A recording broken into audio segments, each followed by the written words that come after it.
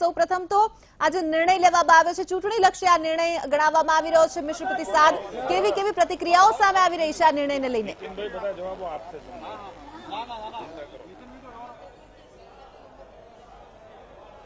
જે પ્રકારનો નિર્ણય લેવામાં આવ્યો છે ત્યારબાદ અનેક બાબતો સામે આવી રહી છે, કારણ કે કોંગ્રેસ દ્વારા જે નિર્ણય લેવામાં આવ્યો છે એને તો આવકારવામાં આવી રહ્યો છે, પરંતુ સાથે જ આક્ષેપો કરવામાં આવી રહ્યા છે કે જ્યારે હવે ચૂંટણી નજીક આવી રહી છે, 3 રાજ્યોની અંદર હાર થઈ ચૂકી છે, ત્યારે એવા સમયે આ ચૂંટણી લક્ષી નિર્ણય સરકાર દ્વારા કરવામાં આવ્યો છે. ત્યારે વીરજી ઠુમ્મર આપણી સાથે વાતચીત કરવા માટે જોડાયા છે કે જેઓ પૂર્વ સાંસદ પણ રહી ચૂક્યા છે, એમની સાથે જ વાતચીત કરશું. વીરજીભાઈ, સવર્ણોને 10% અનામત, આર્થિક અનામત આપવાનો નિર્ણય સરકારે કર્યો છે, કઈ રીતના જોવો છો?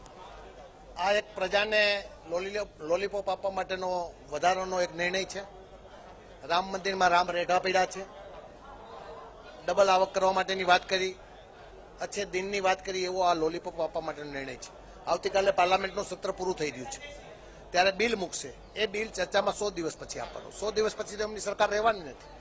એટલે માત્ર લોકોને ગુમરાહ કરવા માટેનો નિર્ણય છે, અને ગુમરાહ કરવા માટેનો નિર્ણય લીધો છે, છતાં પણ સરકાર દબાણમાં આવી છે. ત્યારે હું જરૂર કહીશ કે આખરે સરકારને સમજાણું કે આ સાચી વાત છે. અનામત માગી રહ્યા છે, હાર્દિક અનામત માગી રહ્યા છે, પાટીદાર અનામત માગી રહ્યા છે. આર્થિક અનામત માટે કોંગ્રેસે 20%ની જે જોગવાઈ મેનિફેસ્ટોમાં કરી હતી એ વાત સાથે સહમત થયા. એટલે ભારતીય જનતા પાર્ટીના દેખાડવાના, ચાવવાના અને વાત કરવાના દાંત જુદા છે. એવા સંજોગોમાં એમનો નિર્ણય છે એ માત્ર લોકોને ગુમરાહ કરવા માટે. એટલે ચૂંટણી નજીક આવી છે, 3 રાજ્યોમાં હાર થઈ છે, એટલે ચૂંટણી લક્ષી નિર્ણય જોવો? માત્ર 3 રાજ્યોમાં હાર નહીં, પરંતુ ભારતીય જનતા પાર્ટીની લોકસભાની ચૂંટણીના વિજય પછી એક પણ બેઠક ભારતીય જનતા પાર્ટી જીતી શક્યું નથી. જે રાજ્યોમાં એનો ચૂંટણીમાં વિજય થયો ત્યાં માત્ર એને તડજોડની રાજનીતિ કરી છે ને સરકાર બનાવી છે. એમની કોઈ બહુમતી આવી નથી.